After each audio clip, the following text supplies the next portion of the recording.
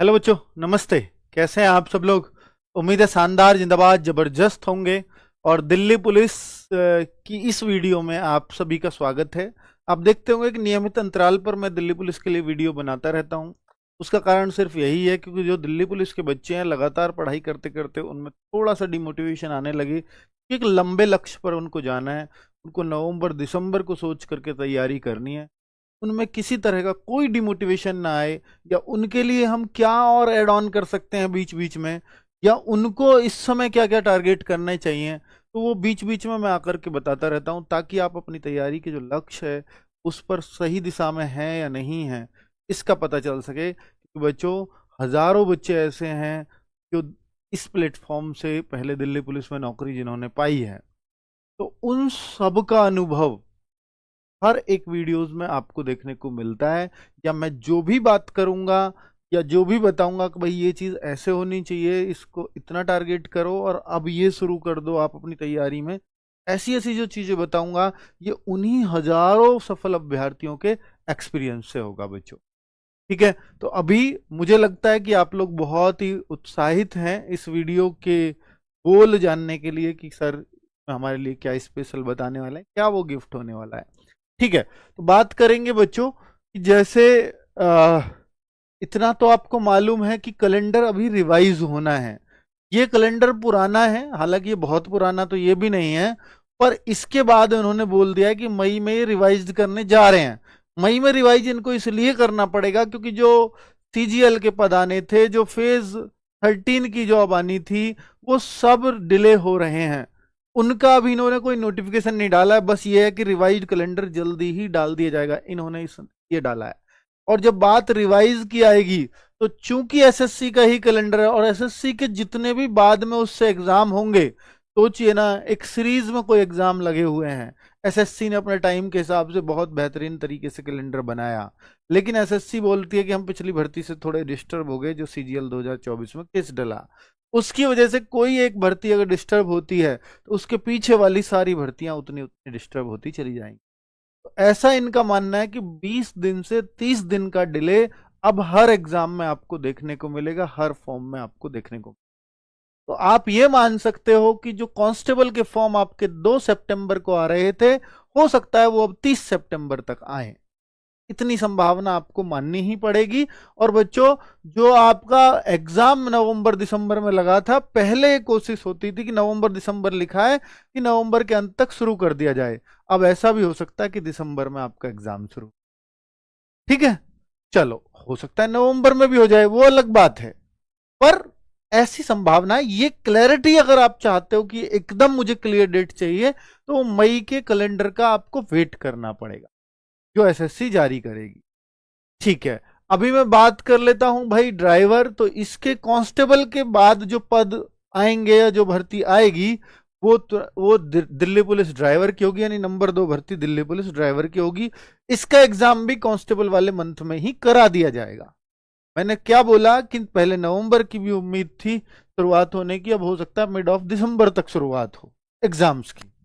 और head constable ministerial तीसरी वो भर्ती है जो इसके अंदर आने वाली है, और वो 7 अक्टूबर को फॉर्म थे, हो सकता है ये भी अक्टूबर के लास्ट तक जाएं। तो दिसंबर जैन इनका एग्जाम था, तो आप जनवरी मान सकते हो 2026।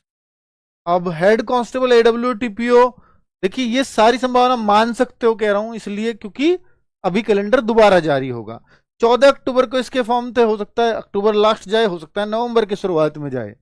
तो ये दिसंबर जनवरी में इसका भी एग्जाम लगा है, तो ये जनवरी एग्जाम जा सकता है। और नीचे तो खैर जीडी की भर्ती है। तो ये 4 भर्तियां हैं दिल्ली पुलिस की जो आनी है। किस किस डेट में आनी है, इनसे 20 दिन या 30 दिन का डिले आप मान सकते हो। ये चलेगा एग्जाम में भी और फॉर्म में भी। ये खुद एसएससी के कैलेंडर के बारे में न्यूज़पेपर में उन्होंने खबर निकलवा दी है अधिकारियों ने, ताकि बच्चे परेशान ना हो कि सीजीएल का नोटिफिकेशन नहीं आया तो कब आएगा। कैलेंडर दोबारा बन रहा है, सबसे वो कंफर्मेशन करके ही सारे डिपार्टमेंट में ऊपर तक चेयरमैन तक जाता है कैलेंडर। तो जब तक वो पूरी तरह से सबके साइन नहीं हो जाएंगे, सबका सेटिस्फेक्शन नहीं हो जाएगा, तब तक जारी नहीं होगा। क्योंकि बार बार संशोधन, कैलेंडर में संशोधन भी सब पूरी प्रक्रिया को डिस्टर्ब करता है और हर बच्चे को डिस्टर्ब करता है। और इससे बच्चों का थोड़ा भरोसा उठता है अगर बार बार चेंजेस होंगे। तो इनका कोशिश होती है कि अमेंडमेंट अगर कैलेंडर में हो तो एक ही बार ऐसा हो कि फिर वो फाइनल रहे। ठीक है, अब बात करता हूं कि आपके जो गिफ्ट पर बाद में आ रहा हूं, पहले आपको ये बता देता हूं मेरे भाई, आपका जो तैयारी चल रही है दिल्ली पुलिस की हम लोगों के द्वारा, वो लगातार बहुत अच्छे से आपका बैच चल रहा है। बहुत सारी चीजें पूरी होने को हैं, बहुत सारी चीजें पूरी हो चुकी हैं और कुछ अभी थोड़ा सा और चलेंगी तो वो भी पूरी हो जाएंगी। पर मैं अब आपसे एक वो रिक्वेस्ट करता हूं, क्योंकि कुछ क्लासेस आपकी जरूर कम हो गई होंगी, तो अब आपको, मैंने क्या बोला था कि 50% अगर आपका सिलेबस हो जाए तो आपको मॉक टेस्ट देने शुरू कर देने चाहिए, ताकि आपको एक अपना आकलन हो सके कि जब मेरा सिलेबस कंप्लीट नहीं है तब भी मैं कितना कर पाता हूं। बच्चों मैं आपको बताता हूं कि 100 में से बच्चे के 33 नंबर आते थे, 35 नंबर आते थे, 37 नंबर आते थे, और वो बच्चा उस एग्जाम में 78 मार्क्स करके आया और सेलेक्ट हो गया, दिल्ली पुलिस की नौकरी कर रहा है। तो ये 33 से 78 तक कैसे सफर हो सकता है? और जो 78 वहां करके आया था उसका यहां भी मॉक में वो 70 प्लस करने लगा था, तभी वहां 78 आ सकते हैं। अगर यहां 70 नहीं आ रहे हैं आपके मॉक में तो वहां 78 एक तुक्का होगा, है ना। पर वो जब 70 यहां करने लगता है तो हम कह सकते हैं कि आप वहां 75 प्लस करोगे ही करोगे। ठीक है, तो मैं उस बच्चे की ही बात बता रहा हूं। तो ऐसे बहुत सारे बच्चों का एक्सपीरियंस है कि जो कम नंबरों से उठे, लेकिन उस बच्चे की एक खास बात थी कि उसके चाहे 35 आए, उसके चाहे 36 आए, बजाय डिमोटिवेशन के वो बच्चा हर संडे भूखों की तरह वेट करता था। और एक भूखे की तरह आप वेट तब करेंगे इन टेस्टों का, इन मॉक टेस्टों का, जब आपको 60 प्लस जाने लगोगे ना, जब आपके मार्क्स 62-63 आने लगेंगे ना, तो आपको इन टेस्ट का इतना इंतजार रहेगा। मैं ये दावे के साथ कह रहा हूं, हो सकता है 35, 40, 42, 45, 50 तक जब आप चल रहे हो तब इसको देने में उतना मजा ना आए, लेकिन या तो आपका इंक्रीज हो रहा हो 40 से 45, 50, लेकिन अगर कोई बच्चा 40, फिर वो 38, फिर वो 37, कभी 42, कभी 43, कभी फिर 32, ऐसे चलता है, उसको कभी टेस्ट देने का मन नहीं करता। टेस्ट देने का मन चाहे आपके 38 आए, लेकिन एक सतत वृद्धि हो रही है। 38 के बाद वो 42 जा रहा है, 42 के बाद वो 45 जा रहा है, 45 के बाद वो 48 जा रहा है, उसको टेस्ट देने में मजा आएगा ही आएगा, उसको इंतजार रहेगा ही रहेगा, क्योंकि वो ये देखना चाहता है कि अब की मैंने कितनी तरक्की कर दी है। और यही आपको टारगेट सेट करने चाहिए। मॉक का फायदा ही तब है जब आप ये अपने दिमाग में सेट करो कि अगले टेस्ट में 2 नंबर ही चाहे फालतू आए, पर इस टेस्ट से अगले टेस्ट में 2 नंबर ज्यादा करने हैं।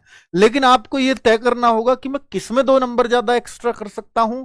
तो आपको यह देखना होगा कि जो मॉक है ना, उसका एनालिसिस एक होता है, सेल्फ एनालिसिस एक होता है, मैं खुद एनालिसिस कराता हूं, मैं कराऊंगा, बाद में भी कराऊंगा एनालिसिस कि आपका कितना स्कोर चल रहा है, ये एग्जाम ऐसा आया तो ये कट ऑफ होती, तो उस कट ऑफ को भी बच्चे फिर क्लियर करने के लिए हर बार बढ़ चढ़ के हिस्सा लेते हैं, और वो लेना भी चाहिए, और वो बच्चे सेलेक्ट भी होते हैं। तो मैं आपसे कह रहा हूं कि सेल्फ एनालिसिस करिएगा, तभी आपका स्कोर बढ़ता है मॉक टेस्ट में। सर सेल्फ एनालिसिस कैसे होता है, मैं आपको बताता हूं। भाई आप देखिए, आप कहते हो सर मेरी जीएस वीक है, भाई 99% बच्चा यही कहता है कि मेरी जीएस, 1% बच्चा कहता है कि सिर्फ मेरी जीएस ठीक है, वो भी बढ़िया नहीं बताता, जीएस की मुझे टेंशन कम है, बस इतना कहता है। पर जीएस को कैसे पढ़े फिर? भाई जीएस को कैसे पढ़े यार, इसका कोई किसी के पास कोई मंत्र नहीं है, आपको वो पढ़ना ही पड़ेगा। पर मैं फिर भी ये कहता हूं कि कोई भी एक बेसिक बुक कर लीजिए कम से कम जीएस की। बेसिक बुक में मैं सबसे अच्छी बुक मानता हूं अपनी येलो बुक को, कि 200-250 पेज की किताब अगर आपने कर ली तो किसी भी बच्चे से आपकी कमजोर जीएस नहीं रह सकती। और मैं ये मानता हूं कि अगर आप 1 page, 2 page, 3 page, 5 page, 6 page तक अगर पढ़ते हो तो भाई साहब हर एक पेज पर 6 दिन में नंबर, मतलब 6 बार नंबर आ जाना चाहिए। ये साइंटिफिक प्रूवन है कि अगर कोई एक चीज आपने 6 बार फेर ली तो वो आपकी परमानेंट हो जाती है। जीएस पढ़ता हूं भूल जाता हूं, इसका सिर्फ एक ही इलाज है कि अगर जीएस पढ़ते हो भूल जाते हो, इसका मतलब है आपकी इच्छाएं सिर्फ नया पढ़ने की कर रही हैं, पुराना फेरने की कर ही नहीं है। आप नया पढ़ने पे बहुत भागते हो, आप पुराने को फेरते ही नहीं हो, जबकि इसका उल्टा होना चाहिए, पुराना ज्यादा फेरो, नया कम पढ़ो। एक पेज पढ़ते हो, 2 पेज पढ़ते हो, 6 पेज, तो मैं आपको बोल रहा हूं एक पेज पढ़ो तो आज एक पेज पढ़ा, कल दूसरा पेज पढ़ोगे तो पहला पेज फिरना चाहिए। तीसरा पेज पढ़ोगे परसों को तो पहले दोनों पेज फिरने चाहिए। चौथा पेज पढ़ोगे उससे अगले दिन पहले तीनों पेज फिरने चाहिए, उससे पहले, चौथा पेज पढ़ने से पहले। सर ऐसे तो फिर पूरी बुक रोज पढ़नी पड़ेगी? नहीं, मैं आपको बताता हूं। अब जैसे ही 6 दिन हो जाएंगे तो आपका पहला दिन हट जाएगा, फिर आपके दूसरे से छठे तक रोज पढ़ना है, तो हर दिन सिर्फ 6 ही पेज पढ़ने पड़ेंगे और एक पेज पर 6 दिन नंबर आ जाएगा। फिर आप देखना कि वो पेज परमानेंट हो जाएगा। आज हम देखते हैं नवीन सर इतनी अच्छी एक टेक्निक बताते हैं कि स्कैन टेक्निक, बहुत शानदार टेक्निक है कि उसमें क्या करना होता है कि आपने एक जीएस का पेज पढ़ा, बस अब आप उसको मनन करो कि आपने इसमें क्या क्या पढ़ा था। अच्छा, मैंने इस पेज पे ये पढ़ा, इसको युद्ध पढ़ा, उस युद्ध में ये जीता, ये आंख मीच के 1 मिनट सोचो। आपने वो एक पेज को याद करने के लिए 1 घंटा दिया, वो 1 मिनट लगेगी स्कैन टेक्निक में, उससे आपका पूरा मनन हो जाएगा। फिर आप अगले पेज पे जाओ कि हाँ इसमें जो कुछ था वो सब मेरे अब दिमाग में आ गया है। तब आप देखना, अगर आप 6 बार किसी एक चीज को फेरते हो कभी जीएस वीक नहीं रह सकती, कभी नहीं रह सकती। ठीक है, अब चलो मैं आगे बात करता हूं मॉक एनालिसिस। तो मॉक एनालिसिस में जो जीएस है इसकी टेंशन तो आपको हमेशा रहेगी, लास्ट दिन तक भी रहेगी, पर इसको जो मैं बोल रहा हूं अगर ऐसे कर लिया तो जीएस को आप वीक नहीं कह सकते। अपनी जितना सब कर रहे हैं उतना आप भी करके आओगे। नवीन सर की आपको मालूम है एक 5 मई से, हालांकि उनकी एक स्पेशल सीरीज शुरू हो रही है जीएस के लिए। पिछली बार बच्चों ने वो पढ़े, 30 ही सेट करा रहे हैं इसमें।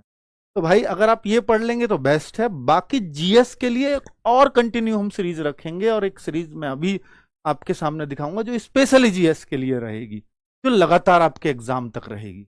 ठीक है, उसके बारे में भी बताऊंगा। तो जीएस के लिए अब आप अपना चुन लेना कि कैसे आपको करनी है।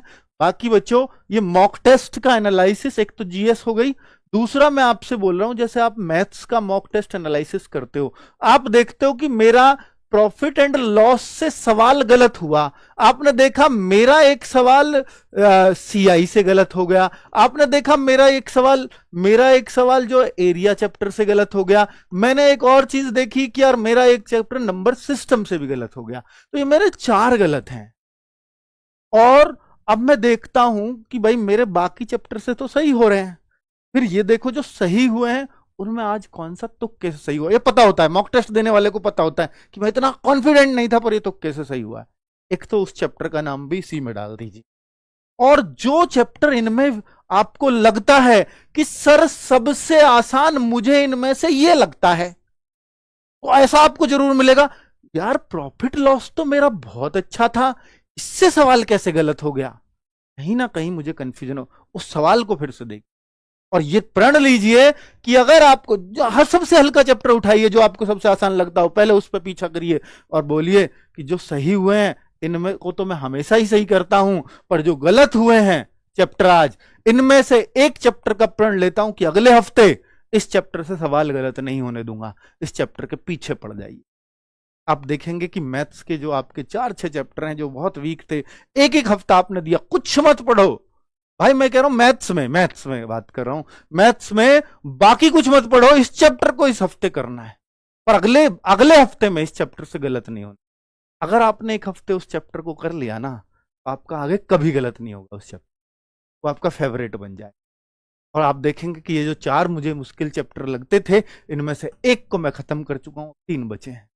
अब इस 3 में से एक को अगले हफ्ते का लक्ष्य रख दीजिए, सेम रीजनिंग में करिए। मैथ्स रीजनिंग को ऐसे पढ़ना है। और जीएस के लिए मैं आपको स्कैन टेक्निक बता चुका हूं, नवीन सर भी उसके लिए बोलते हैं हमेशा। ठीक है, चलो अब मैं बात करता हूं प्रैक्टिस सेट्स कब से स्टार्ट होंगे। बच्चों मॉक टेस्ट आपको शुरू कर देने चाहिए, आधा सिलेबस हो गया, कर देने चाहिए। 30 आते, 32 आते, 28 आते, 35 आते हैं, अभी मत घबराना क्योंकि सिलेबस अभी बचा हुआ है, हो जाएगा, टेंशन नहीं लेनी है। ठीक है, आगे क्या स्कोर टारगेट करके चले, देखिए इस प्रैक्टिस सेट्स के बारे में भी आगे बात करूंगा, उसके लिए ही वो गिफ्ट लेकर के आया हूं मैं आपको कि क्या स्कोर टारगेट करके चले। मेरे भाई इसमें जो दिल्ली पुलिस की मैं बात करता हूं, क्योंकि स्कोर आपका सबके लिए मुझे अलग अलग बताना पड़ेगा, मैं आपसे कहता हूं कि अगर आप कांस्टेबल की तैयारी कर रहे हैं, मैं ये कहता हूं कि भाई अगर आप 75 लगातार 3 टेस्टों में स्कोर करना, लगातार 3 टेस्ट, तीन मॉक टेस्ट में लगातार 75+ स्कोर कर देना आपका सिलेक्शन नहीं रोकेगा। मैं इतना मानता हूं कि ये बच्चा फिर सुपर हिट हो गया, जिस लेवल पे मुझे लेकर के जाना था उस लेवल पे पहुंच चुका है। लगातार 3 टेस्ट में 75 स्कोर, एक मतलब विरले बच्चे ही कर पाएंगे। पर अगर आप रेगुलर 70+ भी आ रहे हो तो भी आप बहुत अच्छे फाइटर बनने जा रहे हो। चाहे 5,000 वैकेंसी आए, चाहे 4.5 आए, चाहे 5.5 आए, उन सब में आपका सिलेक्शन, उन सब में आपका। ठीक है, दूसरी बात करता हूं कि अगर आप HCM की तैयारी कर रहे हैं तो 1/2 की नेगेटिव मार्किंग है, जो सबसे खतरनाक चीज है इसकी। और दूसरी खतरनाक चीज है टाइपिंग। तो टाइपिंग की तो हम बात ही नहीं कर रहे। जो HCM की तैयारी कर रहा होगा, मेरी एक सलाह है उनको कि टाइपिंग जरूर करते रहना साथ साथ, चाहे 10 ही मिनट देना दिन में, पर करते रहना। पर मैं एक और बात बता रहा हूं कि भाई HCM वाले बच्चे 1/2 की नेगेटिव मार्किंग है। और पिछली बार की तरह ही मैं कहूंगा कि भाई पिछली बार मुश्किल जो टॉपर भी बनते थे ना HCM में, हमारे मॉक टेस्ट में ऐसा भी हुआ, 65 नंबर पे टॉपर बन गए कि 1/2 की नेगेटिव मार्किंग बहुत खतरनाक होती। मैं कहता हूं कि आप इसमें 65+ 3 लगातार टेस्ट में करना, 3 लगातार टेस्ट, आप वहां बहुत शानदार करके आओगे। 3 लगातार टेस्ट में, ये टारगेट मैं आपको दे रहा हूं। AWO में नेगेटिव मार्किंग नहीं है, इसलिए यहां भी मैं कहूंगा, क्योंकि साइंस थोड़ी बेहतरीन स्तर की पूछी जाती है। 75+ 3 लगातार टेस्ट आपको टारगेट दे रहा हूं। अगर आप करेंगे तो निश्चित तौर पे मुझे लगता है, देखिए मैं ये तो नहीं कहता ये मोहर मार दूं या मेरे मारने से क्या होगा कि आपका सिलेक्शन हो जाएगा। ये मोहर तो मैं नहीं लगा सकता, और लगा भी दी तो क्या आपका हो जाएगा? नहीं। पर मैं इतना कह रहा हूं कि आप बहुत अच्छे फाइटर रहेंगे, आप प्रबल दावेदार रहेंगे। इस असली परीक्षा से पहले तो सिर्फ आप दावेदार हैं, और वो दावेदारी आपकी बहुत मजबूत। ठीक है, अगली बात करता हूं ड्राइवर। तो ड्राइवर के हर बच्चे को ये टारगेट करना चाहिए कि वो 70+ 3 लगातार टेस्ट में ला करके दिखाए। अगर वो लाता है तो निश्चित तौर पे मुझे लगता है कि वो बहुत करीब होगा सफल होने, बहुत करीब। फिर वो अपने आप को सिक्योर जोन में पा सकता है, पर ये ईमानदारी से करना है। ठीक है, अगर आप अपने प्रति ईमानदार नहीं है तो फिर सफलता भूल जाइए, सफलता कभी आपके पास नहीं आती। चलो, तो क्या स्कोर टारगेट करें ये भी मैंने आपको बता दिया है। मॉक टेस्ट की बात कर रहा हूं मैं, वहां क्या टारगेट करें वो भूल जाओ, क्योंकि वहां तो पेपर कैसा आएगा हमें नहीं पता। पर मैं बता रहा हूं मॉक टेस्ट जिस लेवल के हम बना रहे हैं उस इतने आने चाहिए। ठीक है, तो एग्जाम नवंबर दिसंबर इन्होंने दिया है, मैं मानता हूं कि ये दिसंबर में जाएगा ही जाएगा। तो दिसंबर के लिए आपके पास 6 महीने प्लस का टाइम है, जो मोर देन सफिशियंट है किसी भी मॉक टेस्ट को करने के लिए भी, किसी भी प्रैक्टिस को करने के लिए, किसी भी एग्जाम को निकालने के लिए, अगर आपने पहले पढ़ लिया है।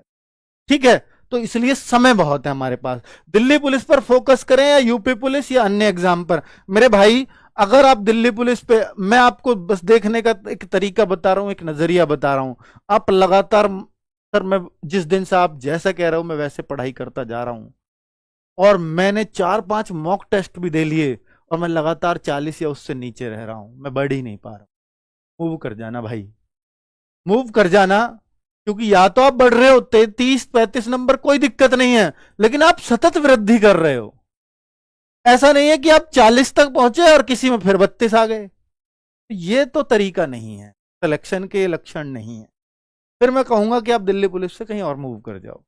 लेकिन अगर आप ये है कि सर मैं 35 से चला था, लेकिन मैं 5वें-6ठे टेस्ट तक मैं 50 पे आ गया हूं, इससे अगले पे मैं 60 पे जाऊंगा, फिर मेरा स्कोर 70 होगा। अगर इस तरह की वृद्धि आपकी चल रही है तो फिर आप दिल्ली पुलिस पर स्टेबल रह सकते हो, वो निकलेगा। ठीक है, चलो, तो बाकी देखो बच्चों, मैं इतना तो निश्चित तौर पे कहूंगा कि दिल्ली पुलिस से आसान होगा यूपी पुलिस को निकालना। और दिल्ली पुलिस निकाल भी लिया तो दिल्ली पुलिस के बाद फिजिकल आपका कैसा, इस बात को भी सोचना। केवल इस मोटिवेशन में मत आना कि सर दिल्ली पुलिस है वो, उसको मैं लेके रहूंगा। बेटा फिजिकल ऐसा भी हुआ था कि जो अपने आप को तुर्रम खान समझ रहे थे फिजिकल में, वो सब बाहर होकर के आए थे। 10 दिन के अंदर फिजिकल करा दिया रिजल्ट के, तो होना ही था ना। तो यूपी पुलिस फिर आप अपना समय से यूपी पुलिस पे चले जाना अगर आपका फिजिकल कमजोर है, क्योंकि वहां एग्जाम भी आसान है, वहां फिजिकल भी आसान है। ठीक है, यूपी पुलिस या अन्य एग्जाम सिर्फ तब जाएं उन कंडीशंस पे जाएं। ठीक है, बाकी आपको अपनी पढ़ाई पे भरोसा है, आपको लगता है कि जितना मुझसे कह रहे हैं मैं उतना कर पा रहा हूं, जो मेरे टीचर्स ने किया मैंने हर चीज फॉलो की और मेरे मॉक में भी अच्छे नंबर आ रहे हैं, दिल्ली पुलिस पर रहिए। अगर आपका फिजिकल ठीक है, निश्चित तौर पर मिलेगी। ठीक है, और ऐसे ही मिलती है। कंप्यूटर को पढ़ने की एक बेहतरीन स्ट्रेटजी मैं आपको बताऊंगा, जिसको हमने एक टाइम टेबल डिजाइन किया है, क्योंकि ये लंबा चलाना है, प्रैक्टिस भी कराएंगे तो लंबी कराएंगे, तो फिर आपको उतना कभी भी लंबी प्रैक्टिस के लिए ऐसा ना हो कि हमें 6-6, 7-7 घंटे पढ़ना पड़ रहा हो, प्रैक्टिस सेट मोबाइल देखना पड़ रहा हो। नहीं, मैं ऐसा नहीं कर सकता, क्योंकि मुझे भी पता है कि भाई बच्चों को अब मोबाइल पर सिर्फ प्रैक्टिस करानी है तो 3 से 4 घंटे के बाद फ्री करना होगा उनकी अपनी सेल्फ स्टडी के लिए और मॉक टेस्ट का देने के लिए, है ना, प्रैक्टिस करने के लिए, अपनी बुक से प्रैक्टिस करने के लिए। तो वो मैं उस तरह से स्ट्रेटजी बनाई है, इसलिए कंप्यूटर को सैटरडे एंड संडे में ही प्रैक्टिस करने का प्लान बनाया है। कंप्यूटर केवल सैटरडे संडे पढ़ें। ठीक है, उसकी स्ट्रेटजी मैं अभी आपको बताता हूं।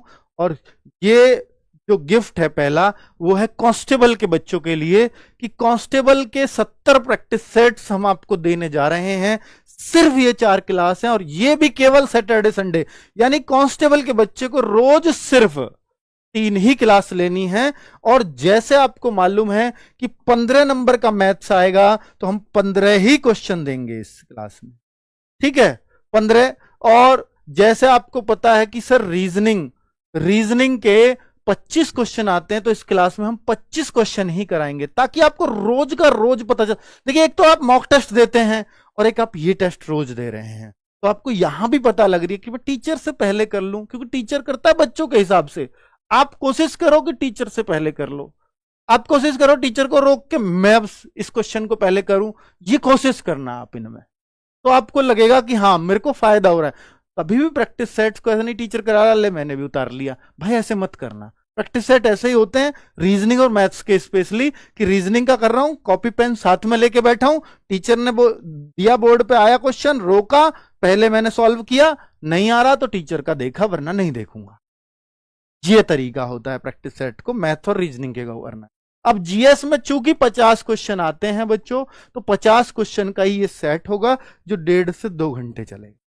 तो मैंने आपके 1 घंटा और 1.5 से 2 घंटे, मैं सिर्फ 3-4 घंटे मांग रहा हूं आपसे दिन में प्रैक्टिस सेट्स के लिए। आप कहो सर प्रैक्टिस सेट अभी मत करो, मेरा अभी जो है बैच रह रहा है कंप्लीट होने बिगड़, तो आप बीच में जुड़ जाना इनमें, वो आपकी मर्जी है। ऐसा नहीं है कि ये नहीं किए, पहले 4 नहीं किए, पहले 10 नहीं किए, कोई फर्क नहीं पड़ेगा, 11वें से लग जाना, मत करना पहले 10, कोई दिक्कत नहीं है। ऐसा तो है नहीं ये हर दिन वही सेट ला रहे होंगे, जिस तरह का लेवल होता है हर दिन के में वैसा ही लेवल मिलेगा।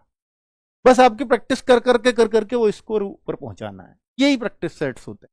ठीक है बच्चों, और कंप्यूटर का चलेगा टॉपिक वाइज, ये चलेंगे मिक्स, जीएस मैम अपने हिसाब से टॉपिक्स बांटेंगी, और कंप्यूटर चलेगा topic wise Saturday and Sunday only. ठीक है, क्लास थोड़ी लंबी चलेगी, पर सैटरडे संडे चलेगी तो 2-2 घंटे भी हो सकती है। आगे बात कर लेता हूं एचसीएम वालों के लिए, तो इनके लिए भी हम 70 प्रैक्टिस सेट्स लेकर के आए हैं। तो कंप्यूटर की तो वही क्लास जो कांस्टेबल के लिए चलेगी, ठीक है, मैथ्स की भी वही क्लास। अब आप कहोगे सर मैथ तो कांस्टेबल और हेड कांस्टेबल में अलग अलग है, मैं मानता हूं, क्यों मानता हूं कि सर इसमें एडवांस भी है। तो आपकी जो सैटरडे क्लास चलेगी ना, वो स्पेशली एडवांस की हम लोग चलाएंगे, स्पेशली एडवांस की हम लोग चला रहे हूं, स्पेशली एडवांस, वो कांस्टेबल को नहीं लेनी। ठीक है, तो एडवांस की प्रैक्टिस ओनली सैटरडे चलाएंगे। ठीक है, और इंग्लिश विपिन सर अपने हिसाब से करा रहे होंगे, 10 बजे से एक इंग्लिश का प्रैक्टिस सेट चल रहा होगा। रीजनिंग 4:30 बजे शाम को चल रही होगी, वही कांस्टेबल वाली रीजनिंग है, तो रीजनिंग में कोई फर्क है भी नहीं, जीएस में कोई फर्क है भी नहीं। ठीक है, तो 50 क्वेश्चन लेंगे तो आपकी प्रैक्टिस ज्यादा ही हो जाएगी, चाहे आपकी क्वेश्चन की संख्या कम आती हो, कोई दिक्कत नहीं है। अब आगे बात कर लेता हूं सर AWTPO में, मैंने फिर बोला एडवांस मैथ्स होगा, उसकी प्रैक्टिस सैटरडे करेंगे, बाकी दिन अर्थमेटिक करेंगे हम मंडे टू फ्राइडे सुबह 7 बजे से। ठीक है, कंप्यूटर टॉपिक वाइज वही कंप्यूटर की क्लास होंगी तीनों के लिए, रीजनिंग वही है, साइंस अलग से होगी। और इस साइंस को हम टॉपिक वाइज पहले फिजिक्स से स्टार्ट करेंगे, क्योंकि फिजिक्स एंड केमिस्ट्री ही है, बायो है ही नहीं आपके लिए। और जीएस की वही सेम क्लास होगी। ये आपकी एडब्ल्यूटीपीओ के लिए 70 प्रैक्टिस सेट्स होंगे, क्योंकि देखो आपको कुछ क्लास तो कॉमन मिलेंगे, रीजनिंग, मैथ्स बस स्पेशल चलेगा एडवांस सैटरडे, केवल सैटरडे को, कंप्यूटर सैटरडे एंड संडे चलेगा। ठीक है, जीएस की वही क्लास है सबके लिए। ठीक है, साइंस अलग है तो साइंस अलग चलेगी, बिल्कुल चलेगी। इंग्लिश अलग है तो इंग्लिश अलग एचसीएम के लिए चलेगी। अब ड्राइवर के लिए ड्राइविंग पार्ट अलग है तो वो अलग से ही चलेगा। ठीक है, अलग से। हाँ, हो सकता है मैं मैथ्स को ड्राइवर के लिए अलग चलवा दूं। तो मैथ्स जो ड्राइवर का है ना, उसमें सारे चैप्टर्स नहीं है कांस्टेबल वाले, तो इसके लिए हो सकता है मैं थोड़ा लेटर ऑन अलग से ड्राइवर की प्रैक्टिस शुरू कराऊं। अगर आपको ये मैथ्स समझ आता है तब तक इससे करें, और नहीं आता है तो फिर मैथ्स के लिए मैं आपके लिए अलग से प्रैक्टिस करूंगा।